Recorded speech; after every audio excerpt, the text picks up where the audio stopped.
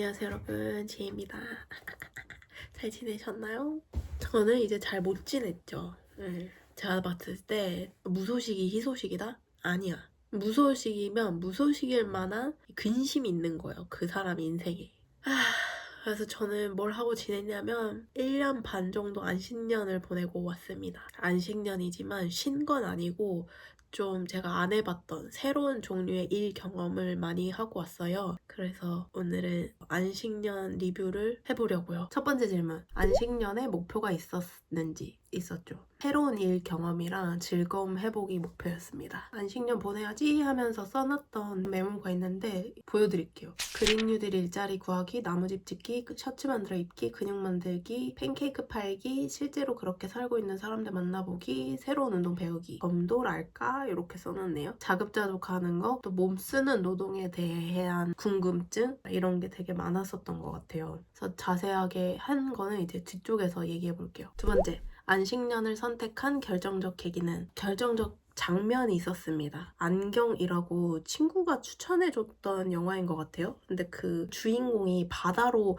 뭐 휴가인지 아무튼 놀러 가요. 놀러 가서 이제 숙소를 찾아가죠. 민박집으로 가는데 그 민박집 사장님이 이 주인공한테 방을 소개해주면서 했던 대사거든요. 베란다 창문을 드르륵 열면서 얘기하죠. 오른쪽으로 가면 바다고 왼쪽으로 가면 마을이에요. 그것만 알아도 뭐 문제 없어요. 이런 식으로 얘기를 하거든요. 근데 그 순간 그 짧은 대사가 너무 콱 와 박힌 거죠. 이제 뭐 해야 되지? 뭐 어떻게 살아야 되지? 디테일하게 알려고 하고 근데 알려고 할수록 더 모르겠고 근데 어쩌면 삶에서 필요한 정보도 저 정도이지 않을까? 여기로 가면 길이 있고 여기로 가면은 시궁창이야. 이 정도만 알아도 별 문제 없지 않을까 싶은 생각이 확 들더라고요. 그 당시에 컴퓨터 앞에만 앉으면 진짜 숨이 막히고 그냥 못하겠는 거지. 그럼 어떡하지? 내가 할 수 있는 게 뭐지? 난 내가 할 수 있는 건 이거고 이걸 해야 되는데 시간을 보내고 있었는데 잠깐만 컴퓨터 앞에서 지금 못 앉아 있겠어? 너 그러면은 서서 일해. 이런 식으로 이 길이 막힌 것 같으면 뚫린 길로 다른 길로 가보자는 생각을 했던 거죠. 세 번째 질문입니다. 커리어가 멈춘다는 불안은 어떻게 다뤘어? 이거는 기한을 정해둔 게 정말 도움이 됐어요. 굳이 안식년을 선언까지 하면서 얻은 효과인데 안식년 하면 좀 짧게는 한 달, 길게는 1년 기간이 암묵적으로 약속된 게 있잖아요. 어떻게 보면 끝이 없는 불안에 기한을 정해둔 것 같아서 이 정도면 내가 감수할 만한 불안이라고 생각하게 됐죠. 그리고 네 번째, 쉬는 동안 경제적 불안은 어떻게 다뤘는지. 재정적으로 전혀 준비된 상태가 아니었기 때문에 돈은 계속 번다가 디폴트 값이었어요. 근데 저는 이미 한번 겪어봤잖아요. 이전에 퇴사를 하면서. 그때 생각해 보면은 경제적 불안이 아니고 경제적 불편에 더 가깝더라고요. 생활의 규모가 축소되는 일이거든요. 뭐 사는 곳, 먹는 거, 입는 거, 심지어 만나는 사람까지 좀 바뀌게 돼요. 예를 들면 내가 한 끼에 5만 원까지는 뭐 무리 없이 편하게 먹었어. 근데 한 끼에 5천 원짜리 주먹밥을 먹어야 돼. 그리고 여름에 뭐 옷 한 30벌씩 바꿔가면서 입었던 사람인데 이제 3벌로 버텨야 돼. 축의금. 요즘에는 최소 10만 원은 내야 되잖아요. 근데 5만 원밖에 못 내. 제가 실제로 그랬었거든요. 그러니까 사회생활 한다고 하면은 굉장히 사회 민폐인 인물이 되는 거잖아요. 근데 이게 굳이 따지자면 경제적 불안은 아니고 경제적 불편이다. 10개 중에 한 8개가 불편이면 2개는 불안이 맞긴 해요. 갑자기 사고를 당할 수도 있고 병에 걸릴 수도 있고 어떻게 될지 모르잖아요. 근데 그거는 언제나 도사리고 있는 불확실성이잖아요. 그러니까 이거는 뭐 이 기간 동안은 잠깐 모른 척 했죠. 나머지는 다 내가 좀 불편하면 크게 문제될 일은 없는 것 같아요. 다음. 안식년 중 도전했던 새로운 취미나 일은 아이디어들이 몇 개 있었어요. 근데 첫 번째 아이디어는 아르바이트 하면서 내 창작 활동을 이어가면 어떨까 하고 집에 돌아와서는 머리 쓰는 일을 하면 이게 좀 밸런스가 맞지 않을까 싶었어요. 그래서 지원을 해봤죠. 서점에도 지원해보고 판매하는 샵 같은 데도 지원해봤는데 다 떨어졌어요. 그럴 수밖에 없었던 게 30이 넘도록 아르바이트 경험이 0. 하나도 없었거든요. 디자인 빼고는 그런 일들을 한 번도 안 해봤던 거지. 나 같아도 안 뽑았을 것 같아. 근데 어쨌든 다 떨어지고 나서 뭐가 있나 찾다가 쿠팡이랑 배민 요거는 조건 안 보더라고요. 뭐 1억 이런 거 다 필요 없어. 그냥 신체 건강하면 끝이야. 그래서 갔죠. 해보고 이제 깜짝 놀랬지. 와, 하루 일하고 들어오면 한 3일은 알아 누워야 되는 거예요. 수지 타산이 안 맞잖아. 그래서 이거는 몇 번 하고 결국 못 하게 돼요. 그래서 첫 번째 그 아이디어였던 아르바이트 하면서 내 창작 활동 이어가는 건 어떨까? 당장은 불가능하다. 지우게 됐죠. 그리고 나서 생각했던 게 글쓰기를 이왕 시작한 김에 에디터가 돼보면 어떨까. 그래서 관심 있던 매거진들을 쭉 써봤어요. 여기에 다니시는 분이건 관련된 사람들을 만나서 그 업을 좀 간접 체험해보려고 했어요. 그래서 결정적으로 북저널리즘에서 에디터 수업을 오픈한 거예요. 그래서 에디터 수업을 가서 냅다 신청해서 들었습니다. 근데 그 수업을 듣고 알았죠. 아, 이 길은 내 길이 아니다. 에디터를 하려면 일단 시의성 있는 주제를 다룰 줄 알아야 되고 균형 잡힌 목소리로 균형 잡힌 메시지를 던질 수 있어야 되고 활용 점정으로는 이걸 빠른 시간 안에 가능해야 돼요. 근데 이 모든 게 저랑 이제 안 맞는 거지. 저는 기본적으로 제 안에 주제가 너무 많아서 이걸 가지고 이야기를 이끌어 가고 싶은 욕심이 항상 있는 사람이고 그러다 보니까 균형 잡힌 메시지가 웬 말이야. I love 불균형. 무조건 불균형. 물론 이제 발행할 때는 여러 방면에서 저의 글이나 생각을 검토하긴 하지만 기본적으로는 지극히 개인적인 이야기를 하고 싶은 사람이라는 것을 알게 됐어요. 그래서 띵! 지우게 됐고요. 그래서 이제 세 번째 시도로 넘어옵니다. 세 번째는 어떤 직무에 얽매이지 말고 그냥 철학이 맞는 데서 일을 해보면 어떨까 싶었어요. 그린 뉴딜 일자리 구하기가 목표가 됩니다. 기후위기에도 관심이 되게 많고 어렸을 때부터 과도한 생산과 소비를 조장하는 문화에 염증을 많이 느끼고 있었어요. 그런 염증이랑 문제의식 때문에 회사에서 일을 지속하는 것도 되게 힘들었었고 그러면은 이참에 아예 문제의식을 중심으로 일하는 곳에서 일을 해보면 되잖아요? 그래서 도전했던 게 제로 웨이스트 문화를 선도하는 사회적 기업에 들어가게 돼요. 보틀팩토리라는 회사였는데 행사도 하고 콘텐츠도 만들고 카페도 운영을 했어요. 한국에서는 처음으로 일용품 없는 카페를 만들어서 지금까지 운영을 하는 곳이거든요.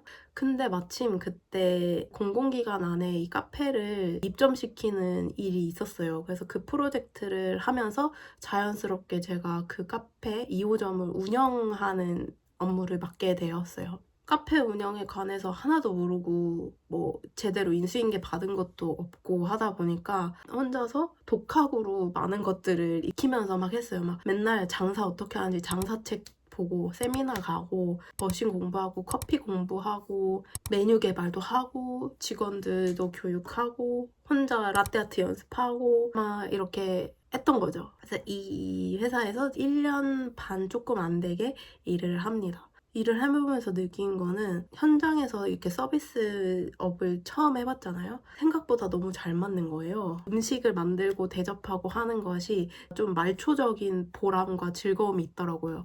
그 손끝에서 느껴지는 재미?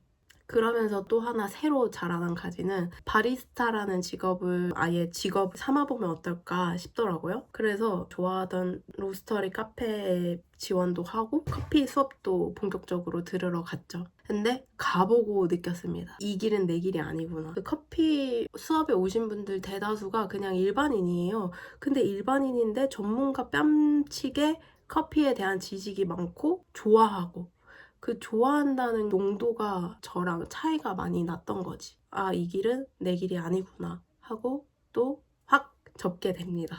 그래서 앞으로 하고 싶은 일은 열정 넘치는 팀원들이 있는 가치지향 조직에 들어가 보는 거. 이전에는 가치지향 조직이긴 했지만 동료가 없다는 게 너무 너무 아쉬웠거든요. 그래서 이제는 조금 복작복작하게 이 영상을 찍자마자 포포를 만들어야 해요. 취준인 거지. 다음 질문이 짧은 시간 동안 여러 가지 일 경험을 하면서 느낀 점은 한 가지 확실하게 배운 게 단념하는 감각을 익혔어요. 그 전까지는 다 고만고만하게 좋아하고 모든 게 고만고만하다 보니까 도대체 어떤 길을 가야 되지? 헷갈렸었거든요. 근데 어떤 길이든 갈 수 있을 때까지 가보니까 아니다라는 판단이 진짜 분명하게 보이더라고요. 그러니까 미련이 없어. 반대로 말하면 애매하게 좋아하는 것들은 해볼 만큼 안 해봤단 말인 거죠. 애매하게 내가 뭔가를 좋아한다면 그냥 하나씩 차례대로 붙잡고 끝까지 가보자. 그리고 혼자 앉아서 이게 나랑 잘 맞을까? 저게 나랑 잘 맞을까?